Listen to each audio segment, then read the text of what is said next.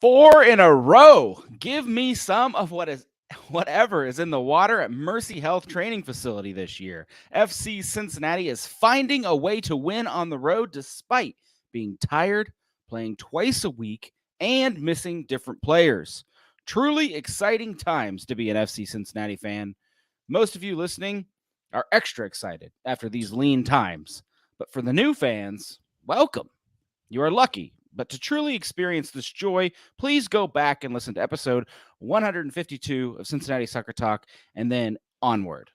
It's only a couple hundred hours of podcasts, but you can ride that roller coaster down to 3 last place finishes. And then, when you think all hope is lost, shoot up like a rocket for these last 12 glorious points and feel the sun bouncing off 4th place and hitting your face. Can this run continue? Well, we are about to find out. As after this week, FC Cincinnati's schedule shifts up the table a little bit. The first third of the season has ended, and tonight we want to take a look back and see how FCC has gotten here. Then we want to look forward and see what Cincinnati needs to do to keep that ball rolling. I'm Boston Brazel, and you are listening to the original FC Cincinnati podcast. The hosts and writers have changed over the years, but one thing is not. The show is fan-ran and fan-supported, and we love hearing from you. Reach out at feedback@cincinnati-soccertalk.com.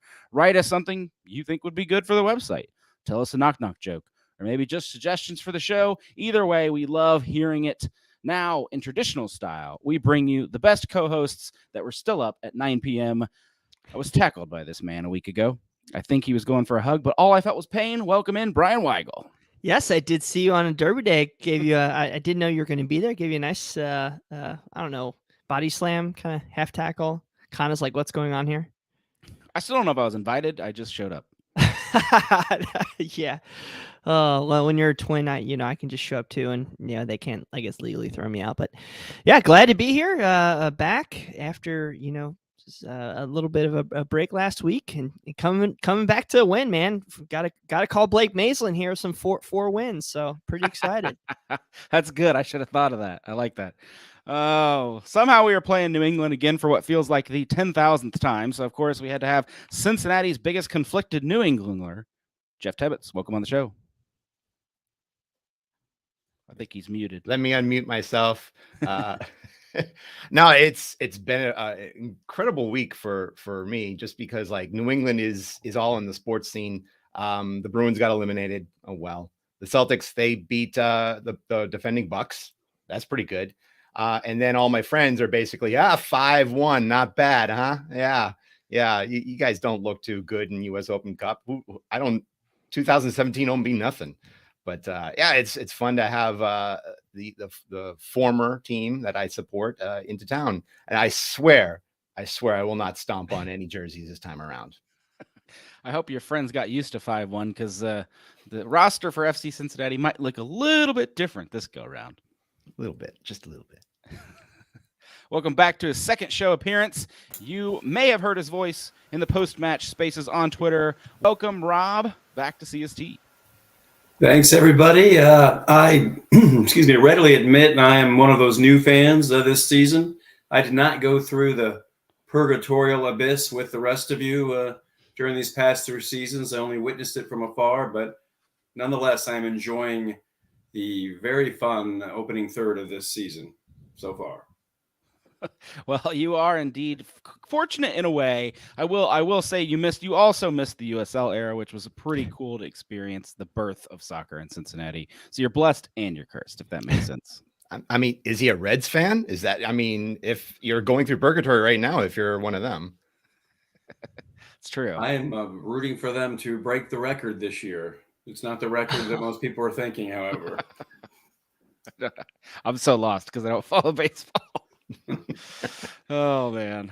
But we, of course, are sponsored, as usual, by SwearOX, our great friends, which make a killer drink. And you can find it on Amazon over on SwearOXUSA.com. Of course, you can use code CST22 for discount, I believe, on their website. So if you are just looking for a refreshing replacement in your fridge, head on over to SwearOXUSA.com and grab it. I will say this about Sorex. I did have their grape flavor on the sidelines this weekend, and it got me through. It was a hot weekend, man, coaching soccer. So that's some good stuff. Check it out. I don't know. Sometimes I feel like people don't really think we drink it, but it actually is pretty awesome. Yeah, I love there's a bunch of great flavors. I think I got the mix pack that had 6 different flavors in it. But yeah, I dig the grape. And Brian doesn't even get free stuff. He has to I go buy know it. it's all right though. That's all right. Oh man, let's jump into our best and worst. Because what happened this week? We had a 5-1 loss in New England in the Open Cup. We won at Chicago, 2-1 win. Brian, can you come up with something out of that? Sure. I know a lot of people for the bests. A lot of people keep saying Obi, 4 matches, 4 league matches, 4 wins, something like that. But really, I kind of want to put a little bit more on Junior Moreno and the quality that he has brought to the club this season. I don't think any of his stats or his play jumps off the page like it does with like Lucho Acosta. I think Lucho's like the 3rd rated player on MLS Fantasy, whatever that means for you guys. But Junior's is come in, been a solid presence. He is a great organizer. He's top 3rd in the league in midfielders and in a lot of defensive categories, interceptions, tackles. I mean, overall, just been a breath of fresh air. And on the other side is, I think a lot of people said, he wasn't great going forward. I think that was one of the knocks the DC guys said. But I mean, he's again top 3rd in passing amongst midfielders, very high in progressive passing, and he's eaten 95% of available minutes for FC Cincinnati this year, and that was coming in like the week of the opener. So this guy's been amazing, and I think he continued it this past week. One thing that jumped out at me was when the game was we were trying to close out the game, and you could see Obi was just dying, and you see like Junior just like not yell, but like motivate Obi to get back, and they locked it down. And that's just something that we haven't seen. Like you saw midweek versus New England, we just gave up. This guy's like, no, we're not losing this game. So positive there. Worst of the week, I guess. I don't know if you could say it was the play of Barreal and God damn it. Other winger right now. Killing me. You guys can help me out. Baji? Are you talking about Baji? Sorry, Don Baji. God, brain fart. I didn't write this down, so it's coming off the cuff. So, and I don't mean this that they played bad. They are being asked to do so much. Like you see, like I want to see a heat chart of like where Barreal played versus New England in the Open Cup versus what Barreal had to do versus Chicago this weekend, and how much deeper he had to drop to provide additional coverage for John Nelson. Not that John Nelson's bad, but just the offensive pieces for Chicago are still pretty good. If they had actually a half decent forward, I think they could be a pretty decent little team. But I want to find a way where we can start to unlock those guys going forward and put more bodies into attack. Of course, I'm sure the tactics, let's draw on the road, win at home. I'm sure that had something to do with it, but worst isn't necessarily that bad. It's just something I want to see more of, those two getting up and getting into the attack a little bit more and some sustained offensive action out of those guys. Again, they didn't play bad. They were just what they were being forced to do. Thanks, Brian. I always like to throw in your best and worst in the chat. So part of it's fun for me to see if you guys steal any of theirs, and then they have to come up with a new answer on the fly. So Rupesh, I'm going to put out the best. This team's attitude and resolve. Of course, this is a new team, and I agree. Wow. They find ways to win. Worst, Vermeer ducking on a goal that hits the crossbar. Whew, I think I know what you're talking about, Rupesh. Ryan De La Rose, the best. The culture shift by players, very similar. Worst, our draft picks need to work with accuracy, but they're playing well. You threw a compliment in your worst. I'm not sure about that. That's cheating. Yeah. Caleb Fogel, the best is defense puts out fires with backups Hags, Murphy, and Nelson starting. Worst, we may have wasted $13 million on Brenner.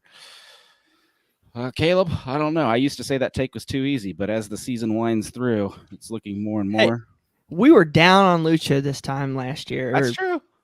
Last third of the season. So I'm going to hold my breath, give him a little bit more time.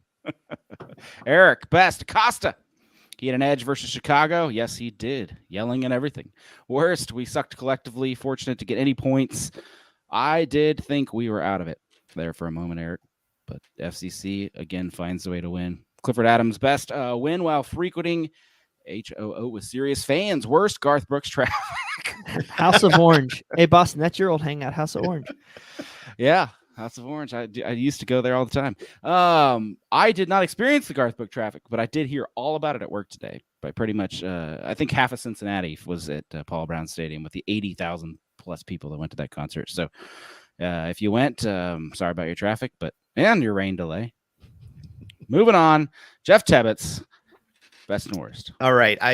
I mean, I'll start worst and go to the best. Worst isn't duplicate just because I am the Revs fan here. I just got all sorts of flack from my friends. Once again, 5-1. Are you sure you were supposed to be in this tournament? Getting a lot of, lip from Revs fans, even though their team is still behind us in MLS ranks. But my real worst is that I feel this team is in desperate need to shore up its talent pool. Looking at the starting 11 is fine. You've got a lot of talent that's been showing up on best of the week teams. Celentano has been very good. Acosta has been extremely good. Vasquez, Moreno, Nwombodo have all been shoring themselves up. But if one of them goes down, you really don't have much of a replacement.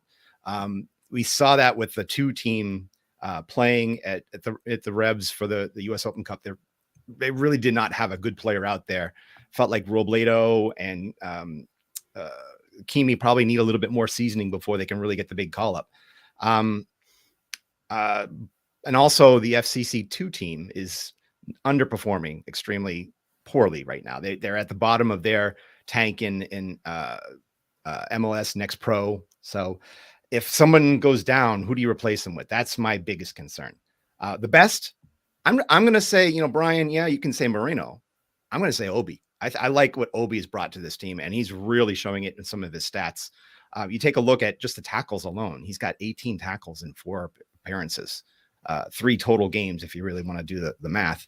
So that gets 6 tackles per game. That's much higher than the per game tackling that you get. I think Claudio Bravo for Portland has like 5 per game.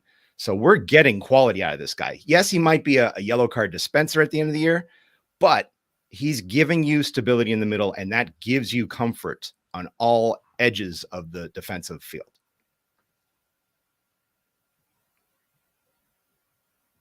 Who's running the show? All right. Well, all right. Last but not least, Rob, give us your best and worst. For the worst, I'd say somewhat related to Jeff's, the fact that the team are out of the U.S. Open Cup now. There won't be any more chances, or very few anyway, for a lot of these players to get a chance to get meaningful match time. I think in particularly of the younger players to develop. I've seen a few of the FCC2 games, and it's not of no value, those matches, but there's definitely a drop off, both in intensity. There's a flat atmosphere at it. I think they're going to have to develop it a little bit more for it really to help develop those players compared to what a U.S. Open Cup match does. The best for me, as the touchy-feely one here, is just that moment, the moment of that turnover and that goal for Luciano Acosta, and just the drama of it. There's no sport like soccer really to provide that, and just that kind of just instant adrenaline rush from a unexpected winning goal. That's one of the great things about being a fan of a team, and he provided a great moment there, especially as I mentioned on the Twitter Spaces. I was screaming my head off at him to shoot, and I thought he'd blown the chance, to be honest, but he knew exactly what he's doing apparently. Yeah. So Clifford Adams said yes. Table flip moment. It was kind of late, and my little guy, 2-year-old, he's not been going to bed lately, so he was sitting kind of on my lap on the couch recliner, and literally I snapped forward, and like he kind of went for it to catch him, and was like, "Hey, we're having fun now." But dude, it's so much fun. What's going on? Even like the first 25 minutes of that midweek game, man. I think I put it on the Slack. It's fun again. I love it. And I think Acosta sort of had a feeling of like you know, he had a lot to let out, didn't he? I think a couple times. Well, not only that, but this week I think they lost his dog, and they I think during this week they managed to find him. It was on Instagram, I think, but they managed to find him from what I understand. So maybe that's just him letting out all that energy from this week. Redemption arc. Yeah. Lost dog. Redemption arc. Make a movie out of it. I think winning my best is trending along the same lines as your guys. Finding a way to dig out of a win when you have nothing in the tank. And I think FC Cincinnati, they literally threw the Open Cup away, which is my worst, but because they needed the rest. And they still were a little bit beat up and bruised. You're still missing Kubo. You're missing players that would be in the starting 11 probably. And they found a way to take advantage of some Chicago errors and win it. They could have also won it via Vasquez landing some goals, but they found a way to win it regardless. And no one cares that Vasquez didn't hit whatever goal he might have. I was a little bummed. You can't do everything. I understand that. But I love the U.S. Open Cup, and I really wish we'd have gave it a slightly better shot. We had all the starters on the bench, and we went 9 changes. It was a little too heavy for me. Clearly, I feel like Noonan was throwing in the towel there. He would tell you he was just giving other guys a chance and seeing what he had in the pool. I think all of that might be true, but I think we threw it away. And I think most fans listening to the show would agree that was probably a smart move, but I don't. I wanted it. Boston wanted Pat Noonan to pull a Yop Stom and throw Jeff Cameron out there for his 70th game of the year. That's right. Throw them all out. No, I wanted Resca Costa. That was my big thing. Resca Costa. I freaked out when he came in. I'm like, no. And then we found out after the show is he wouldn't. He wanted it. He wanted it. He's piping up off the bench like, put me in. So I mean, good for him. But yeah, he does need a break every now and then. I think interest in the U.S. Open Cup sort of fell dramatically when it wasn't us versus Detroit or Lou City, and they had to play each other. Yeah. Granted, that game in itself was outstanding, and I think it really sparked a bigger rivalry between those two teams. But at the same time, I wanted to play one of them instead. I did too. And winning probably could have got one of them, so that was the bummer. The Joe Duncan on here, and we can talk, I'm sure, later about this too. But Acosta equals MVP. I mean, he's playing exceptionally well, but him coming or wanting to come into a match like that where it's pretty much hopeless and send a message to the team, probably again up there with the best of the week. Hey, that's a good point. I hadn't even thought of that. Worst of the week for Mir. How did nobody really go with this? No, it's low-hanging fruit. Although I did read it off earlier. Somebody else grabbed it in the comments. It's best that we don't talk about him. Poor guy. It might be like, Candyman, where you say his name 3 times and he shows up in a game. So we better not. I really do want to like the guy. I mean, he's got a cool social media presence. He seems to react very well with the fans, be a good pro out there. I'm sure he's working with Can and with rest of our young goalkeepers out there. But yeah, I mean, it's almost time for him. Yeah. This is normally the part of the show where we list names of people that help keep CST free and running. That is true, and they are awesome. But today I want to do something slightly different. I wanted to explain what CST does and what your funding does and how it impacts us. CST is exactly what you want it to be. We currently keep 3 different pods running, and our website has been active since the start back in 2016, 15. We experiment at times, but overall, we are a bottom-up organization. Your dollars go into paying for hosting, web security, Photoshop for photographers, editing software, aka all the bills we need to run at a base level. And then anything that isn't covered gets taken care of by us, and anything extra gets recycled in at the bottom. So paying for a beat writer, story, etc., sending someone to training to get a scoop, all that kinds of stuff. We scale up and down as you let us scale up and down.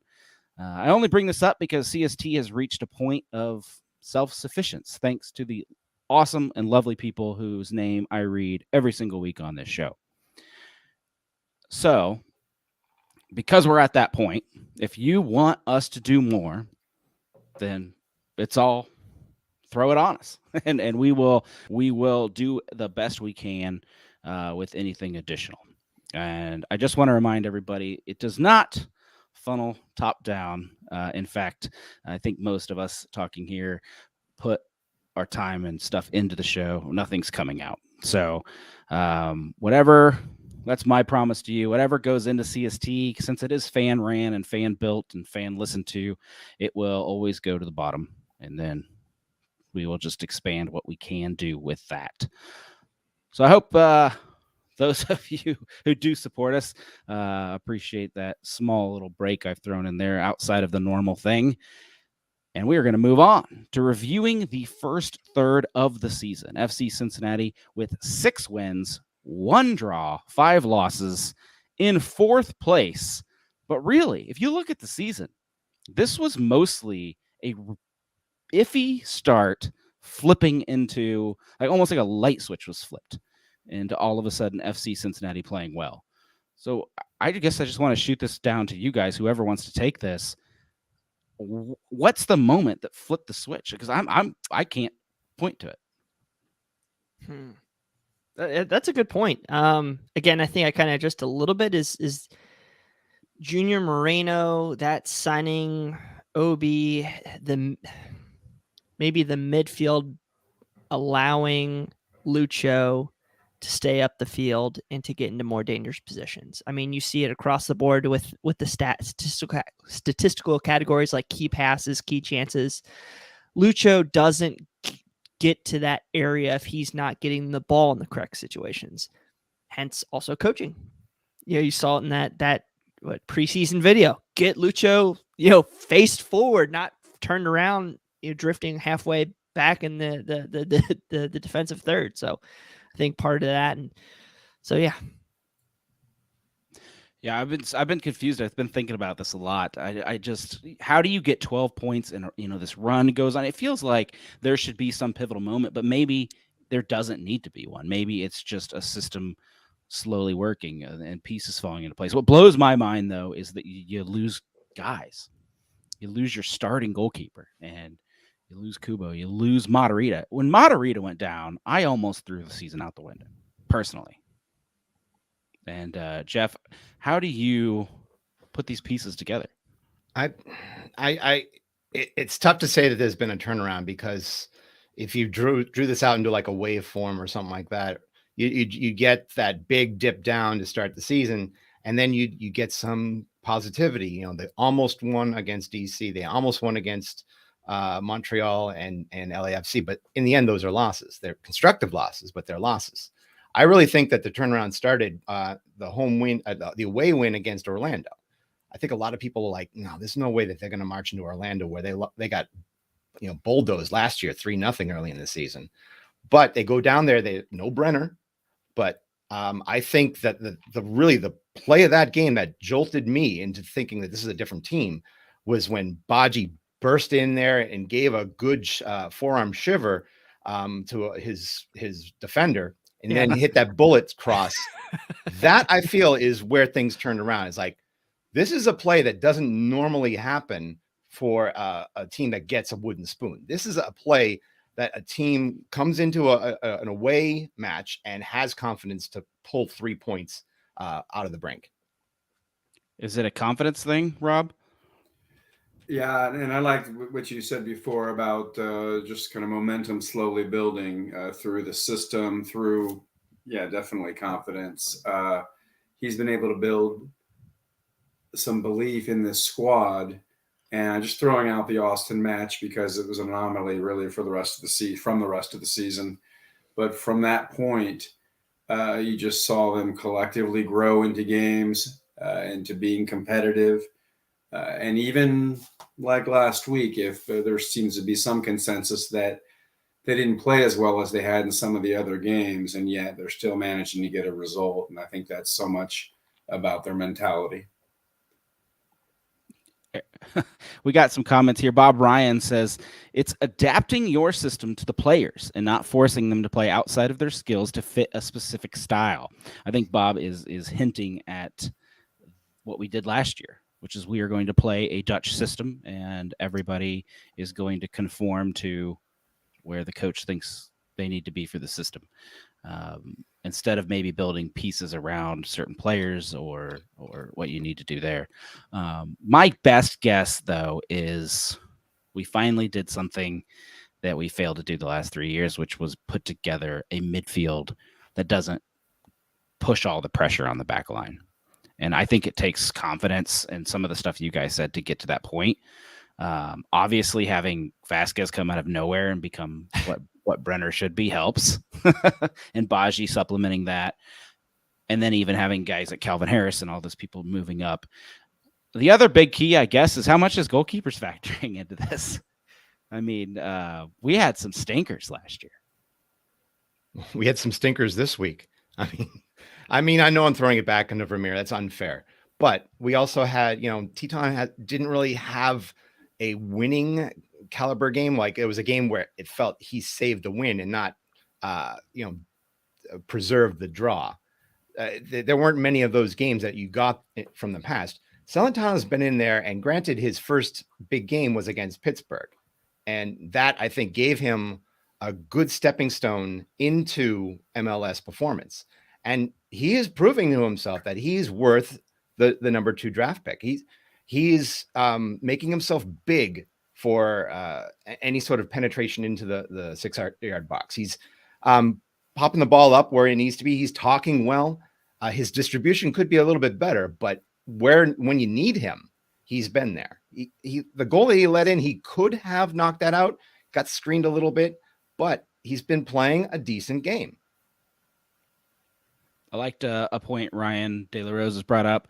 Said Acosta looks like a team player versus a Glory. I think that is belief in his players beside him. I think Acosta played well with Wayne Rooney. He believed in Wayne Rooney.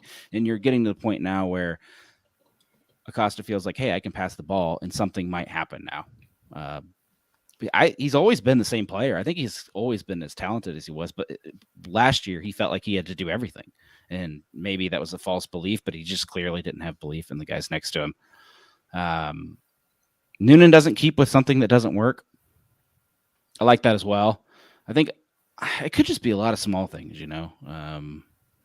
Also, we sub more than we used to. Did any of you guys see the stat Ben Wright put out? I think he was talking mostly about how bad Nashville is at subbing. But it also showed, FC Cincinnati is subbing often and they're impactful.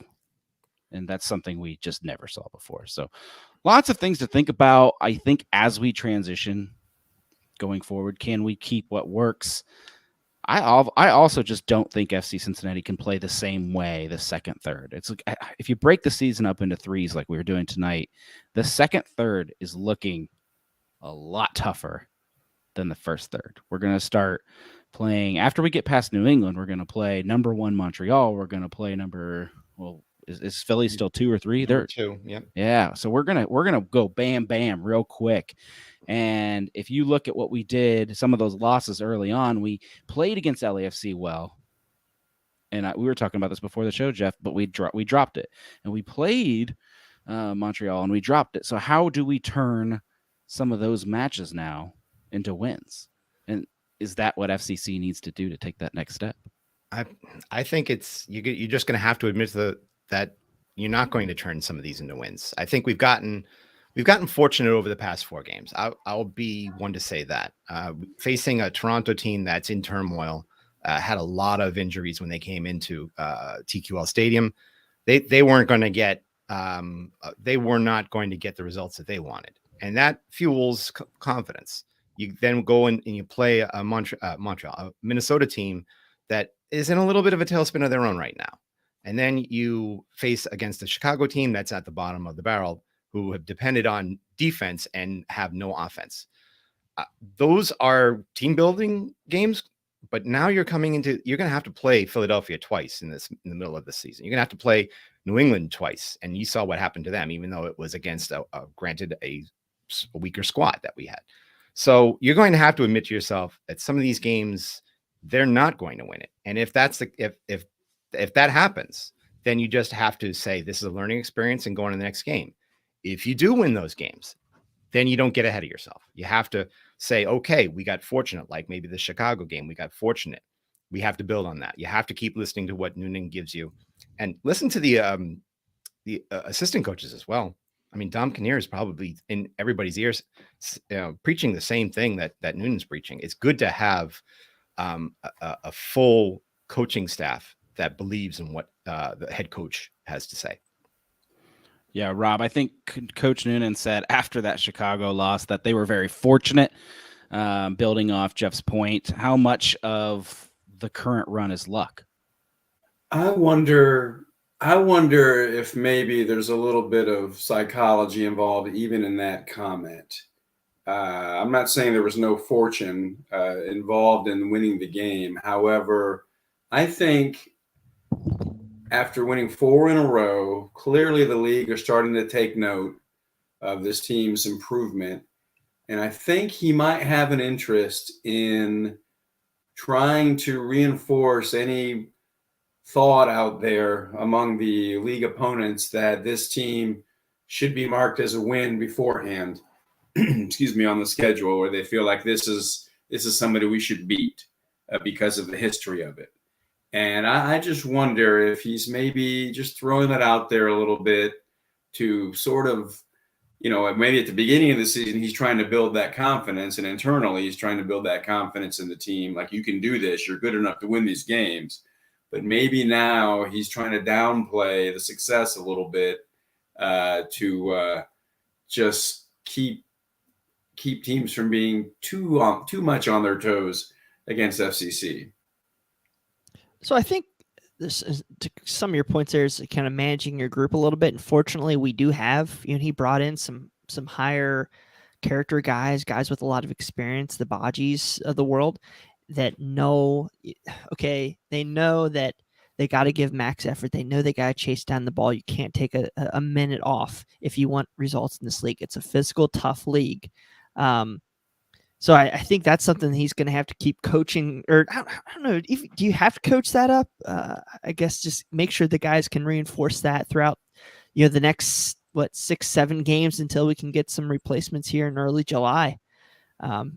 If we can keep, 2-3 wins in this next 6-game stretch, man, I think there's no reason why we can't go for some really high place on the table. That's a really cool point. The FC Cincinnati has given themselves a buffer. They don't have to stay in fourth, the whole rest of the year. They can drop a little bit and build their way back up. And you're right. We can't add anybody right now unless it's interleague, right? So the free agent. Mm-hmm. Yeah, free agent, something like that. I think there's we have a center back trialing right now, and maybe something comes out of that. Maybe it doesn't. But FC Cincinnati needs to make it through to the summer window. If they can land an Obi again, and I mean, how amazing was that to the team in the last stretch? So if they can do another big splash, if they can bring in the pieces they need to bring in, I guess let's talk about that. FC Cincinnati is going to be going up against some really, really tough teams, and we have seen what happens when you put all the depth out there like we did versus New England. So I hate to say it, but I feel like we're a few pieces away from being in trouble again. If Acosta goes down, if Hagelin goes down, we're going to have some problems we have to rotate through. So what are positions you guys have identified that FC Cincinnati really, really needs to focus on in the summer window, in the second third of the season? I think you're silly not to go after a left back, even though Johnny Nelson's played very well. He's still kind of coming off of a surgery, and especially when it gets to the dog days of summer, I don't want to keep running him out, every 5-6 days, whatever it is, when we have that congestion there in July. So I think left back and guys, dare I say, center back.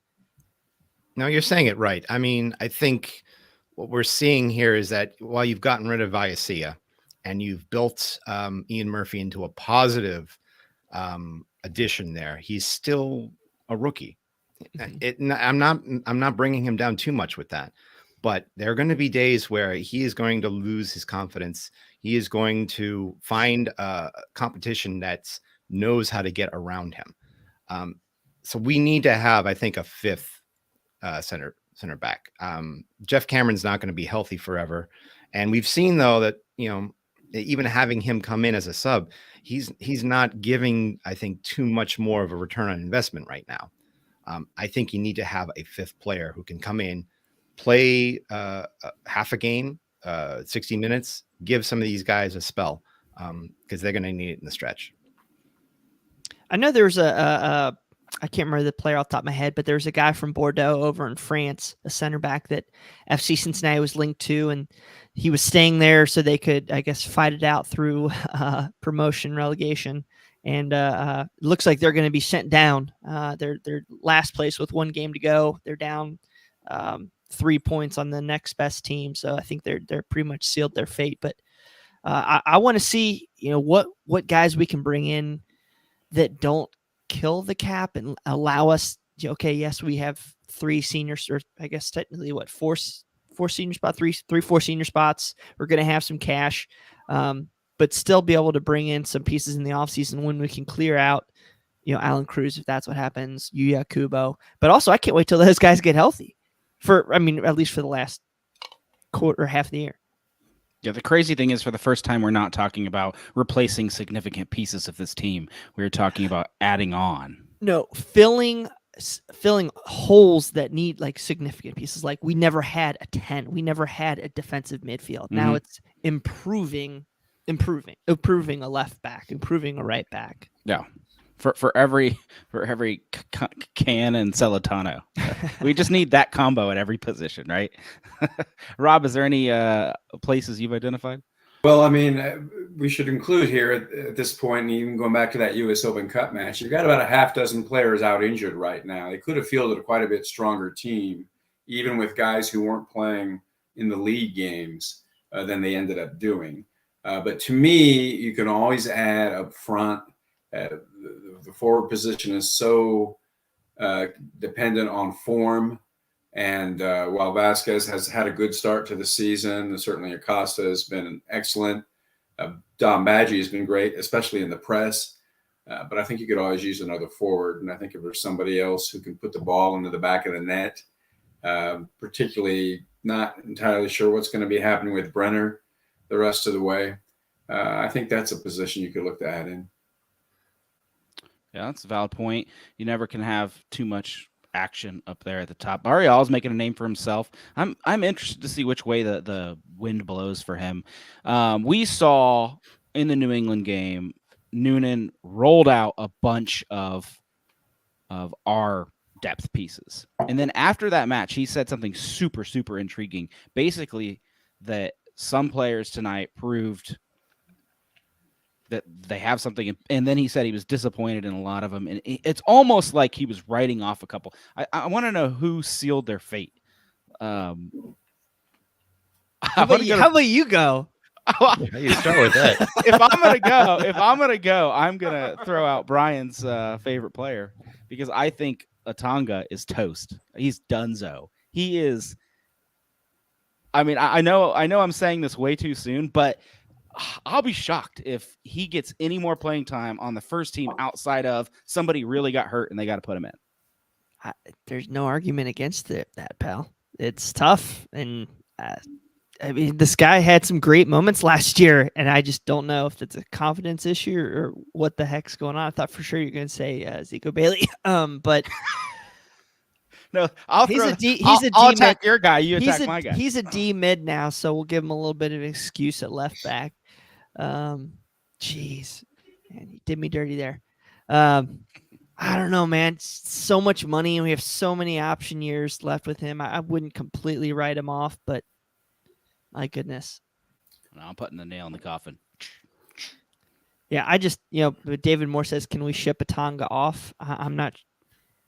I don't know what I don't know his exact salary figure off the top of my head, but he's not. I can't imagine he's cheap.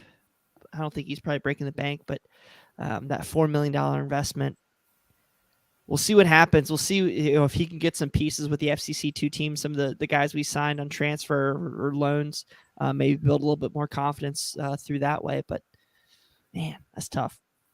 Yeah, I think in terms of like players that are keepers who really lifted their stock and lowered their stock, I might say the same person. I think Barreal really raised his stock overall in the U.S. Open Cup. His late stretch in the Pittsburgh game and getting that first goal against New England. But I also think that, he's great as a winger. He still needs a little bit more seasoning if he was playing a 10 spot in that. I don't know if he was really, but if he's going to be the central midfielder, he needs to, I think, learn a little bit more from Acosta. And that's also why I'm worried if Acosta ever goes down, do you use Barreal in the middle? And I want to say the same person, that's not a very good answer from my behalf, but you guys basically just named all the people that I would have named. What about Jeff Cameron? I think Jeff's stock's fallen a little bit. I'm not 100% sure if every single player on this team. I'm interested when we come back in June after that 2-week international break, who now is the 11. I'm not sure Cameron is in that center back role now. Rob, what do you think? He's so composed on the ball, but I think you saw on at least the second goal where he was a little bit out of position, got out jumped, and you need guys like him to win that ball 10 times out of 10. So I don't know if it's an effort thing or what's going on, but yeah, there's definitely something that needs to be checked out. It was a huge surprise for me to see Hags and Ian starting this on the weekend. It was a very big surprise to me. But right now, that seems to be the best center back combination for this team, doesn't it? What, 4 wins? Hell yeah. I mean, if you're going, of course, some of the times they play 3 center backs, so that's maybe where Cameron comes in the starting 11. I was about to say that I think like Cameron seems to be better off when he's in the middle and being that third pillar in front there. But yeah, if you got him and Blackett or him and Murphy, I'm just losing confidence in him being one of 2 when he could be one of 3. At some point, these guys have to play to the back of their baseball card, right? So you think Cameron would progress? I would think Hagelin and Ian Murphy might regress a little bit. So again, I think to your point, who's starting after that international break is going to be quite interesting to see. Long season, long season. FC Cincinnati signed Kenneth Vermeer after this year, right? To extension. He's gone, dude. Yeah. Everybody just stared at me with a blank face. I thought for sure you would recognize that as the joke it was. It does bring up an interesting point. If, let's say, Can is out for an extended amount of time and Celentano needs a break, do you bring in Sunderland instead of Vermeer? Do you look at the scrap heap and find, if there's a breathing Cody Cropper out there that you use? What do you do? Oh, he played well this week, I think. Cody Cropper did. That was... Well, he did let in 3 goals. He let in 3 goals, but yeah, the team also got 3 goals. You bring in Sprinkles. Oh, that's funny. If you just have an image in your head of the one New England goal where Vermeer just stood and watched it, and it wasn't a case even of being wrong-footed. I don't think he just, for some reason, just like he couldn't process it or something, and the ball just rolled right past him. That's a bad look. Yeah, if we got that desperate, I think we'd find Beckham Sutherland. I don't even know if the coach knows where he's at. He's lost somewhere, but I think we'd dig him up somewhere, wherever he is. Oh man, you guys missed the obvious one, I thought, which was Quimmy. Is how you say it? Kimi. Yeah, I thought he raised his stock big time. In fact, he got first team minutes in a real game. I think he raised his stock a little higher than Markinich did, but yeah. I think both need a little bit more seasoning. I think Markinich even started the FCC2 game this weekend. But Markinich played the 10. I don't know how fair that was. Yeah. That's fair. He was not the top, I don't think, in that game. Yeah, maybe he was he had his Ian Murphy moment, maybe. Yeah, which he was played out of position and just could not. You're looking at Carlos Heel across the field from you, sure. The reigning MVP. Those are some big shoes to compare yours against. No. I think it helps too for a player if it's his first season in the league, like it is for Nick and like it is for Ordonez. They're going to get a little more slack. They're still blending them into the team, that sort of thing. whereas somebody who's been around for a while and is still underperforming, they're not gonna get nearly as much rope. Mm-hmm. I think the biggest difference between FC Cincinnati last year and this year is they are conceding just astronomically fewer goals. And so that back line, despite us saying there needs to probably be another center back brought in, whatever Noonan's doing there in the midfield, relieving the pressure, is working. So I think we're going to continue to see some of these. The coach is going to keep working in some of these players because he has to. And then who raises their stock and lowers their stock is going to be an ongoing conversation. So it'll be fun to watch it. Although I do agree, Otanga's done. He's more done than Zico Bailey is. Oh, man. Let's look at the next third. FC Cincinnati is playing Montreal. We mentioned this a little bit before. They're playing Philadelphia. New England. What is the measuring stick for how good this club really is? I don't know if you got it against Toronto and in Chicago, but heading into this next stretch, when you're watching New England first and then the next two games, what's your stick that you're looking at to measure this club? Go first, Rob.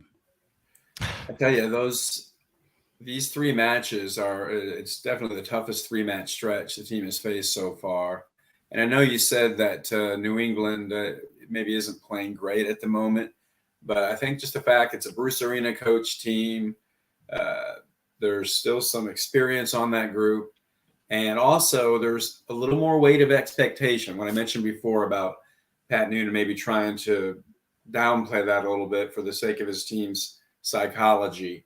From the sounds of it, one of you guys were mentioning earlier that might be the biggest crowd of the year in terms of actual butts and seats. Yeah, it'll be a big crowd. There's going to be a little expectation there. And so that ends up being a test in itself, I think, for this team. Yeah, they've got some confidence. This is going to be a harder match. And no question, the two following matches will be as well. But even starting this Saturday, I think it'll be a really good look to see if this team can play well with a little bit loftier expectations. What makes you go, I got this, or this club's got this, Brian? Like we're in a good spot. So we got two games for the international break, and then we come back versus Philly, right? So I kind of want to address the two games because Montreal's playing some great soccer. New England's a great team, very good team at least, and I think a result kind of like Chicago in Montreal would be okay. You know, if we can draw that game, if we can nab a point there and battle again and be in a good spot, that'd be a great measuring stick on the road. Tough, traveling to Canada. Coming out and punching New England in the face, I think would be a really nice show to the fans. Especially coming after that 5-1 loss and really just saying, hey, no, that wasn't us. This is who we are. This is who Cincinnati's going to be. This is the, I don't say style, but, we aren't going to be easy to beat. We're going to be a tough team like Nashville was last year. We're going to be tough on you. So I want to see that. Another thing I just kind of want to look out for is how Lucho is kind of getting beat up on this past week. I want to see other teams if they're going to try to mark out Lucho like that and how we can create when he's basically getting hammered on by three guys continuously over 90 minutes. Okay. Like that. I think my measuring stick should jump out to people.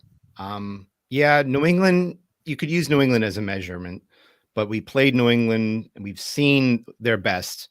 And we played pretty decent against them last year. It was only a 1-0 loss at home. Montreal, they've been a challenge, but I think we can stand toe-to-toe with them. We've shown that we can do that at home. The measuring stick has to be against Philadelphia, no? Oh, yeah, when we come back, absolutely. I mean, that's got to be these next two games, if you lose them, fine. But you've got 2 weeks to sort of rebound, register, heal up. And then you're going against the team that you're trying to pattern your style against.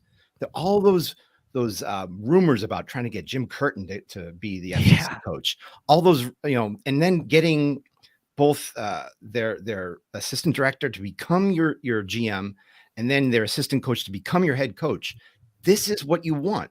This isn't like Kenny Arena against his old dad.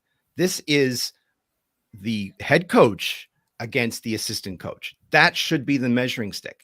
If you can go into Philadelphia and prove to them that you've got a system that you pattern against and you can beat them there, that is your measuring stick. It's who you want to be. If you can show them that you want to be Philadelphia and you can play the Philadelphia role better than Philadelphia, that's the measuring stick. Good point there, Jeff.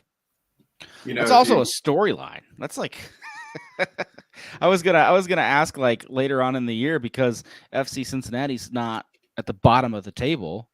What storylines are we finally looking forward to? And you just printed out a beautiful, glorious. I mean, this feels like it feels like an episode of an anime show. Like the master comes to meet, the sensei is the only thing stepping between the student and glory. So something like that. Yeah, I love that. What were you gonna say? Well, if they do lose these next two matches, normally for a team in the league in the course of a league season, it wouldn't be that big of a deal. But with this team's history in Major League Soccer, I think immediately it'll be this, is this just a false dawn? Is this team about to hit the skids? So that would make that match even more vital as far as the team's development for this season. Yeah, I think we're going up against a New England that is also beat up. They went all out against us on a Wednesday. Then they rolled around and drew on Saturday, and they have to play us again. Their starters did not get the break. Ours did. I think ours are still tired, but theirs are in the same boat. They're beat up. I'm not 100% sure I like this game because it's going to swing one way or the other, but it's two teams that are probably not at their best. And hopefully, because it's at home, that gives FC Cincinnati the edge. If we win, I'm happy, but I'm not overly impressed. I'm not saying, okay, FC Cincinnati's in the playoffs with a home game. I'm looking at those next two. If we draw Montreal, I'll be impressed.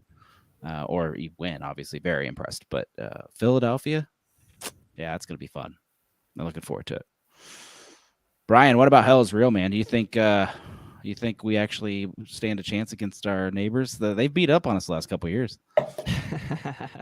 I mean, two best players in Ohio are Zelarayan and Lucho Acosta. God love seeing those two battle each other. So yeah, I think we got a shot. I mean, where are they in the standings right now? Way below us. There you go. No Zardes to sky over the goal again either. I'm going to miss those.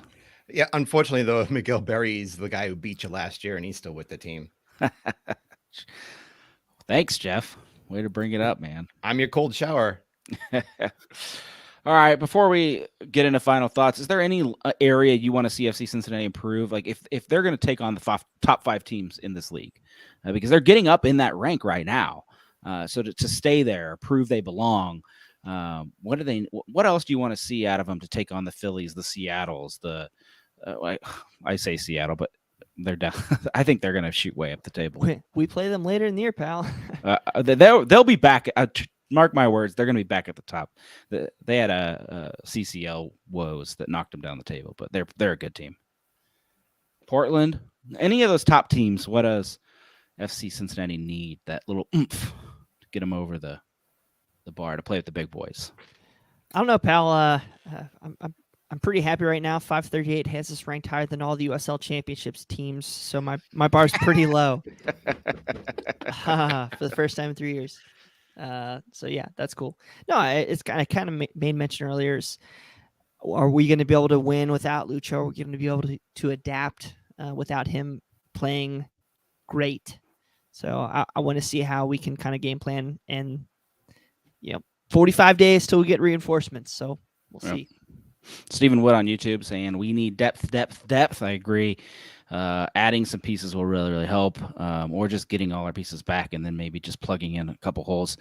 Ryan De La Rose, FC Cincinnati needs attack and possession improvement. Dead on. I would love to see. We can't play like we did versus Chicago in the next couple if we want a chance. So those teams are going to play us hard and better, and their center backs probably aren't going to score goals for us. So we're going to need a little bit of improvement on possession and attack. I'm hoping that we can get. I'm hoping that Brenner heals up. I mean, as much as people are like down on him because he's not living up to the $13 million price tag, having him up there and then either Vasquez or Baji next to him, and having either Vasquez or Baji come in and sub for either one of them. I like a three-headed attack here. And without Brenner, and if Vasquez is a little bit injured, you're not getting the best attack, I think, up front. As well as Vasquez has been a glory to find, we need that second attack to finish any of our approaches towards the goal. We can't waste any efforts there, or else you're going to have these nail biters that end up with maybe a 2-1 fluke victory. Let's call it that. So I think they need more of an attacking presence. No. Yeah, I mean, we keep talking about XG and all these good stats in the XG category, and they just, whether it's personnel changes or additions or just technical ability, they have to be able to start putting away some more chances, particularly against those teams, because you know that they're going to score against us. Great points. Real quick, as we wind down the show, let's hit a couple around the league topics. Acosta, of course, leading a lot of stat categories, assists, passes, like key passes. Check them out over on MLS.com. It's pretty cool right now to see everything going on with Vasquez and Acosta and seeing our names up there at the top. So if you hadn't had a chance to check that out, I just wanted to make a point of it. NWSL rumors, Grant Wall mentioned this week that FC Cincinnati is in the running, along with several other MLS cities, for an NWSL team. So I know you guys, I'm excited about it. We're pretty close to Louisville, and Columbus is also in the running, but theirs is not the same group that runs their MLS team. So that I hope gives us a slight edge. Do you think NWSL is against putting teams that close together? Just a real fast. I mean, we're 2 hours away from Louisville, so. The thing that makes me a little worried about teams that are not associated with an MLS team is that they've closed shop pretty quickly. Boston Breakers up in New England is an example. They should close up shop because they didn't have the backing of the Revolution behind them. So yeah, but if they can use the same stadium facilities, and that's the thing, they didn't. Yeah, well, yeah, and that's I think they were talking about with Columbus. I don't know. Right. I think you do not see two teams in Ohio for NWSL. It's just not enough room for that. Really? All right. Well, if that's the case, I hope we get it over the crew. It's obviously going to start out of the gate with a I mean, there's just no doubt in my mind it's going to be a smash right out of the gate because you bring Rose in, obviously. Jeff Birding will do whatever he has to. She probably wants to come anyway, it sounds like. So you're going to just have the ticket sales. For me, it's figuring out how to continue that after all that, or when Rose is out on international duty, and keeping the fans interested, engaged, coming. I think we can do it. I think it'll be a winner for Cincinnati. And also, it's just nice to have more events in a stadium and to have that thing used more than just the 17 times FC Cincinnati uses it. I'll be honest with you here. The enthusiasm around the women's games, the U.S. women's games in TQL Stadium in the city have been incredible. My neighbor's daughters, I mean, we bought like 12 tickets or something to that last women's game. So I think there's a passion here, and to be able to, take my daughter to watch the women's league would be just an incredible thing for our community. Yeah, I agree. I love to see him outsell FCC. It'd be pretty cool. Also, an EPL team might be coming to Cincinnati. Did you guys hear this one? Newcastle? Yeah. I don't know how true that is yet. We haven't had a good chance to dig into it, but I thought it was interesting that it popped up from a pretty decent source. So if you are into, I honestly never thought, because of the USA games, I never thought we'd have an international friendly this year. I had already kind of thrown it out the window. So that would be a interesting surprise if that does come to fruition. And obviously there'll be a little drama around that because of the ownership of that team. But overall, you want to see TQL used, and you want to see a spotlight put on our city. I know it might not be the world's best situation, but I think at the same time we have to just show up and support, because that's how you get the next game that doesn't have owners that are weird. Yeah. Look how I wonder if ridiculous they're going that. to play in that, whatever they're calling it now, the International Champions Cup thing that Charlie Stilitano put together and has brought over so many of the big clubs from Europe each preseason. That would be my guess, that they would be part of that. And of course, they're going to invest a lot of money in their team this summer. They've got the rich owners that you mentioned. It'll be a very different looking Newcastle team next season. Even having that this year? What? I don't know. The Champions Cup? I don't think they had it last time, but I think teams will come back over and have those training camps again this year, post COVID. Yeah. Good old Charlie Stoltano. It'll be interesting to see and follow what happens there. It won't be a smooth process, but like I said, bringing games to Cincinnati is really the key, I think, if you look at the above the fray stuff. But we'll see what happens. As a Spurs fan, I would embrace having Newcastle come, considering they beat Arsenal 2-0 today. Looking at the real short term there. No, yeah. Hey, you get what you can get. All right, let's jump in. Friendly against us? I'd be all over that too. I don't know. Yeah, I did wonder. There's no word about who they'd play, why they'd play them, what it even is. So there's a lot of details to come out still. We'll jump into your final thoughts, though. And it looks like Jeff Tebbets is ready to go, so we'll go first to him. Okay, I'll go first. Just as sort of a personal interest to me, I follow this group on Twitter, All of New York. They're the guys that made this kit that I've got on for I think it's protecting trans kids in Iowa. But they are doing something that's pretty cool, that they're making these imaginary state teams and making these kits for these state teams. I think Ohio already has one, the Ohio Aviators FC. And they're just, it's an idea of really what would a state team's logo and kit look like.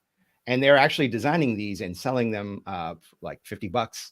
It's a really good concept. It's something that keeps me sort of focused and understanding what it is to be a state fan more than anything. But I encourage people to look at it. I think it's oliveandyork.com. They have a big Twitter presence, so I'd check it out if you got the time. Nice. I did not know they were doing that. I have seen like other fun mock-ups they've put out before, and then they sell them from time to time, and pretty cool. But yeah, it's hard. It might be hard to see, but this is the Aviators jersey that they've got. It's pretty cool. Sweet. Well, thanks for that shout out. I'm going to check that out after the show, actually. Rob, let's jump to you. What are your final thoughts today? I just want to mention, kind of came in tonight as a late sub here.